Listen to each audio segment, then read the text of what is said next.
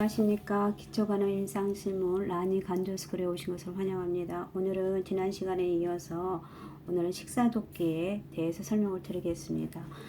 식사도끼는 환자가 회복을 하는 과정에서 적절한 영양 공급이 굉장히 중요한 파트입니다. 그렇기 때문에 우리가 환자를 간호도 중요하지만 식사를 제대로 할 수 있도록 도와주는 것도 굉장히 중요합니다. 그래서 환자를 식사를 잘 할 수 있도록 도와주는 것은 어떤 것들이 있는지 알아보기로 하겠습니다.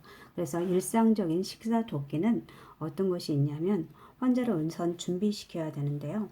환자의 식욕을 촉진하기 위해서 보면은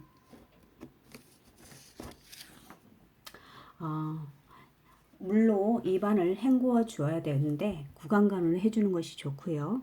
그리고 편안한 자세에서 식사를 하도록 해주셔야 합니다.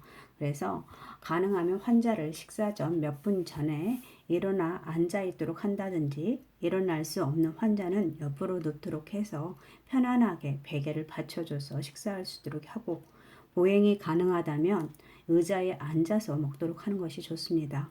그리고 식탁의 높이는 의자에 앉았을 때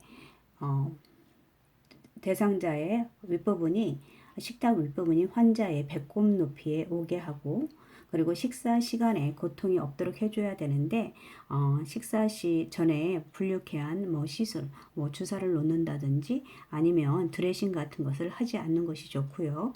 식사를 위해서 주위 환경을 정돈해줘서 식사를 잘할 수 있도록 해주시고, 방문객은 그 시간대로 제한해 주시는 게 좋고요.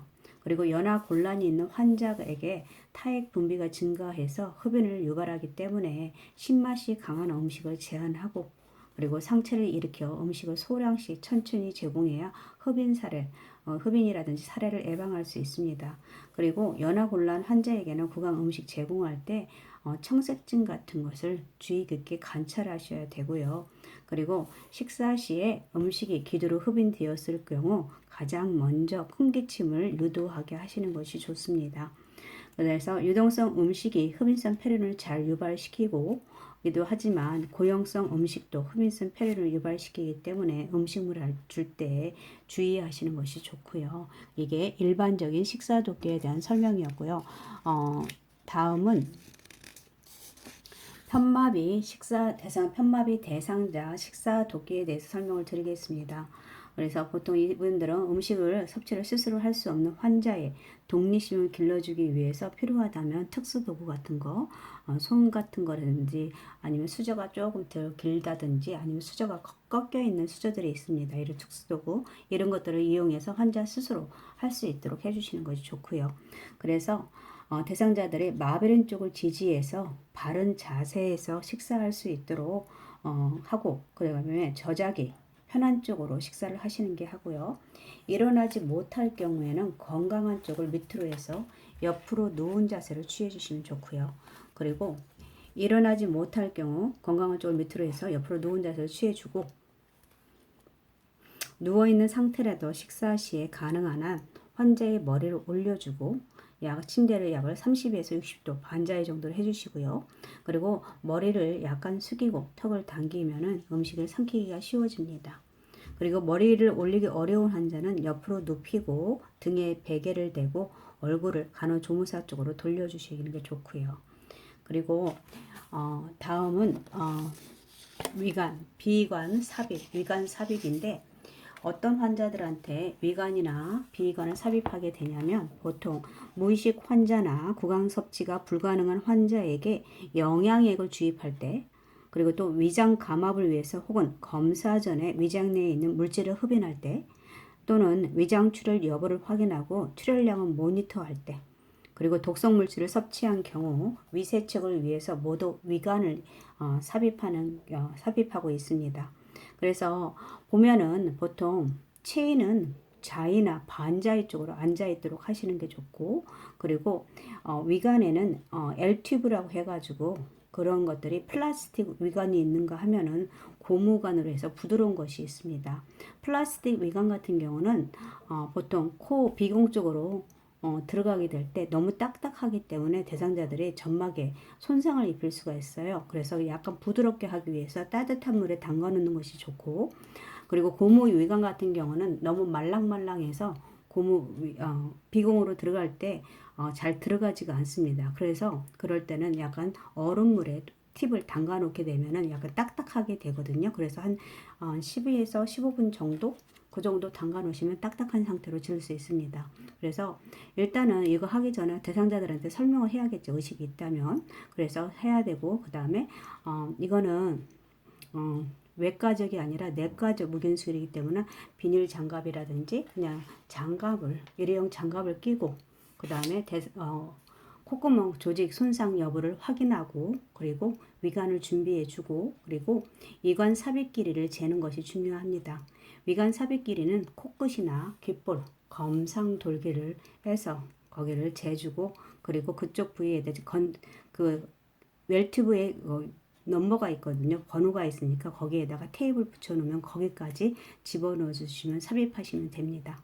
그리고 위관 끝에 10에서 20cm 정도의 수용성 윤활제라든지 물을 묻혀서 선택한 비공에 위관을 삽입하는 게 좋고요. 그리고 간을 강제로 집어넣지 말고 청체증이나 구역질이나 기침이나 발열, 호흡곤란이 나타나는지 관찰을 해야 됩니다.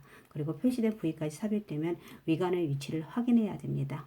위관의 위치 확인하는 방법은 보통 4가지 정도가 있거든요. 책에서는 우리 3가지가 나왔는데 4가지 정도를 확인할 수 있습니다. 위관이 적절한 위치에 놓여 있지 않을 경우에 구멍에서 배액이 되지 않기 때문에 구멍과 배액이 만나도록 체위를 변경시켜 주거나, 아니면 위관을 조금 더 삽입해서 위관을 돌려보는 것도 한 방법인데, 우선 첫 번째로 위관을 광끝을 물그릇에 넣고 방울이 생기는지 확인을 하는 겁니다. 그러면 만약 방울이 생기면 위가 아니라 기관에 삽입된 거죠. 폐 쪽으로. 그래서 간을 다시 빼서 다시 넣도록 하는 것이 좋고요. 그리고 검상돌기 끝부분에 청진기를 대고 위관에 주사기로 5 내지 10cc 정도 공기를 집어넣고, 그 다음에 그거를 청진기로 그 흐름을 들을 수 있는지 확인하는 겁니다. 그러면 그쪽에서 공기 흐름이 콸콸거리는 소리가 들릴 수가 있거든요. 이거는 제대로 들어갔다는 거고, 그다음 공기 흐름 소리가 들리지 않으면은 이것도 기관에 들어간 걸로 해서 빼주셔서 다시 삽입해야 합니다. 그리고 가장 이걸 많이 사용하거든요, 간호사들은. 근데 주사기 위관을 연결해서 강하지 않게 조심스럽게 위 내용물을 흡인해 보는 것입니다. 이때 위 내용물이 나오게 되면 정확하게 들어간 것이기 때문에 흡인한 내용물 다시 밀어 넣어주고, 그리고 마지막으로는 엑스레이를 촬영해 보는 겁니다. 그래서 엑스레이 촬영상에서 위에 비위관이 제대로 삽입되어 있는지를 확인할 수 있는 방법이 있습니다. 그런 식으로 확인할 수 있고요. 그래서 다음 장을 보면은 위관 영양입니다. 위관 영양인데, 이 위관 영양은 어떤 환자들한테 주냐면 무의식 환자나 식도 이상자라든지 구강에 커다란 상처가 있는 경우라든지 구개 파열이 있는 영아한테 위관 영양을 실시합니다. 우선 위관 영양은 대상자들의 일단은 손을 씻기고 물품 준비하고, 그 다음에 환자에게 설명하는 것이 좋겠죠. 그리고 일어나 앉게 하고, 앉을 수 없으면 반자의 자세를 하도록 하고요. 그리고 위관의 위치를 확인하기 위해서 위 내용물을 흡인해 보고, 흡인한 내용물이 100cc 이상이 나왔을 때 간호조무사는 영양액 주입을 연기하거나 내용물을 다시 밀어넣고 간호사에게 보고해야 합니다. 왜 영양액을 다시 집어넣어야 되냐면, 흡인한 위 내용물을 다시 넣는 것은 우리 몸의 체액과 전해질 손실을 막기 위함입니다. 그렇기 때문에 이것도 영양으로 본 거죠. 그래서 다시 집어넣어줘야 합니다. 그리고 간호사한테 보고해야 되고, 그 다음에 처방된 유동식은 체온보다 약간 높거나 실온 정도의 유동식을 천천히 주입해 주시는 것이 좋고요. 음식은 우리 중력에 의해서 아래로 내려가도록 골반이라든지 위에서 30에서 5cm 정도의 높이에서 영양백이 위치하도록 하는 것이 좋습니다. 그리고 영양액을 주입이 완료된 후에 이온수를 30에서 60cc 정도 주입해서 위관을 씻어주고, 그리고 가능하면 주입 후에 반자유로 30분 이상 앉아있게 해서 토하지거나, 그 다음 소화를 토하지 않도록 하고 소화를 촉진시켜 줍니다. 그리고 주의사항으로 보면은 비관 영양액을 주입하던 중에 구토라든지 청색증이 나타나면 영양액 주입을 중단하도록 하는 것이 좋습니다. 이게 위관 영양 시에 우리가 해줄 수 있는 간호고요. 그 다음에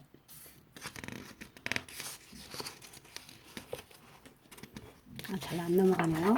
그 다음에 위관 삽입 후에 위관 위치 확인법 아까 설명드린 건데 광끝을 물그릇에 넣고 방울이 생기는지 확인하는 거. 방울이 생겼다면 뭐 어디로 들어간 거죠? 그렇죠. 기관에 들어간 것입니다. 그리고 검사용기 끝부분에 청진기를 대고 위관에 5 내지 10cc 정도의 공기를 집어넣으며 콸콸거리는 공기 흐름을 확인할 수 있다. 이거는 제대로 들어간 것입니다. 근데 아무 소리도 들을 수 없다. 이거는 기관에 들어간 거기 때문에 다시 빼서 재삽입을 해야 됩니다. 그리고 위관에서 위 내용물을 흡인해 보면서 흡인했던 것을 확인하고 나서 다시 주입하는 것은 제대로 들어간 것이고요. 그 다음에 마지막으로 엑스레이를 찍어서 위치를 확인하는 것입니다. 이게 위관 삽입 후에 위관의 위치를 확인하는 방법이고요. 그 다음에 위관 제거는 어떻게 하냐면 위관 제거 같은 경우는 보통 목적이 달성됐을 때 필요가 없게 돼 있죠. 그럴 때 우리가 해주는 것입니다. 그래서 목적을 달성하였거나 문제가 해결된 경우에 위관을 삽입해야 되는데 어떤 경우냐면 스스로 급성 충수 둘기염이라든지 후에 위장 감압을 위해서 위관을 삽입한 경우에 장 운동이 회복되면 연동 운동이죠. 연동 운동이 돌아온 경우 위관을 제거해야 되고 이때부터 연동 운동이 돌아온 다음에는 우리는 뭐예요?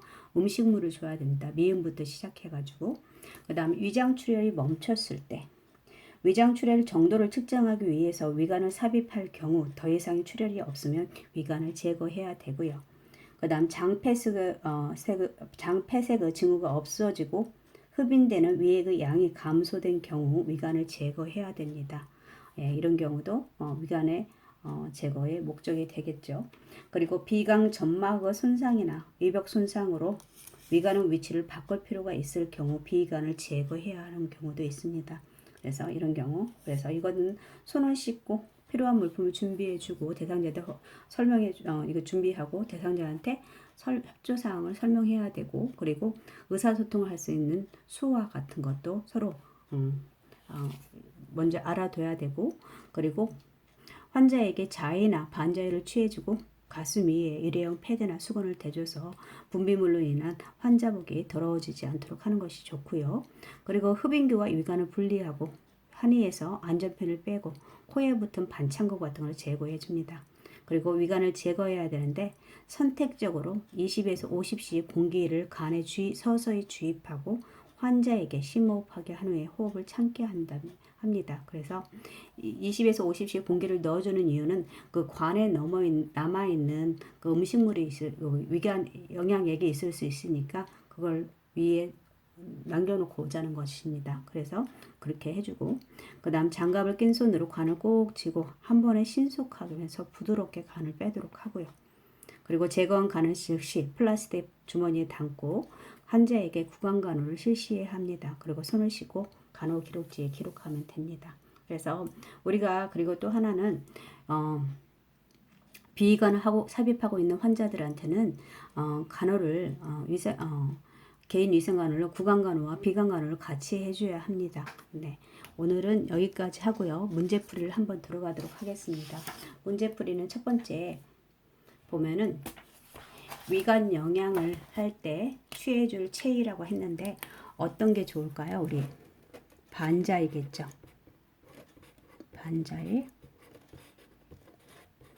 반자이를 취해주는 이유는 뭐라고 그랬습니까? 아까 구토 방지와 소화 촉진. 예.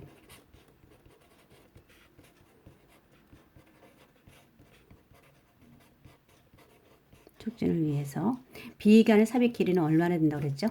어떻게? 코끝에서 귓볼에서 검상돌기라고 했습니다. 그 다음 위관 영양 시 흡인을 한 내용물을 다시 넣어주는 이유는 뭐예요? 아까 체액과 그 다음에 전해질 손실을 막기 위해서 라고 했습니다. 그 다음에 간헐적 영양 공급을 하는 환자에게 윗속의 임식 잔여량을 측정하는 시기는 간헐적 영양 공급, 제가 설명 안 한 것 같은데 간헐적 영양을 공급할 때는 매 급식할 때 윗속의 음식의 잔여량을 확인하는 것입니다. 그리고 지속적인 영양 공급 시에는 영양액과 세트를 24시간마다 교환해 주셔야 되고요. 그리고 또한 4시간마다 영양 공급을 중지해서 잔류량을 확인한 후에 30에서 60 정도 물을 공급하고, 그 이유는 위관 영양이 위장 내로 지속해서 주입되고 있는지를 확인하고 위관이 막히는 것을 방지하기 위해서 4시간마다 공급을 중지하고 물을 30에서 60cc 정도 집어넣어 주는 것입니다. 그리고 유관 삽입 중에 구역질이 일어나면 구역질이 멈출 수 있도록 잠깐 쉬게 하고 이불에 짜고 보도록 한다든지 뭐 이런 것이 있네요. 이거는 뭐 아까 삽입할 때 설명인 것 같습니다. 그래서 유관 우리가 간헐적 영양 공급 시에 환자의 윗속의 음식 잔여량을 측정해야 하는 시기는 그러면 매 급식마다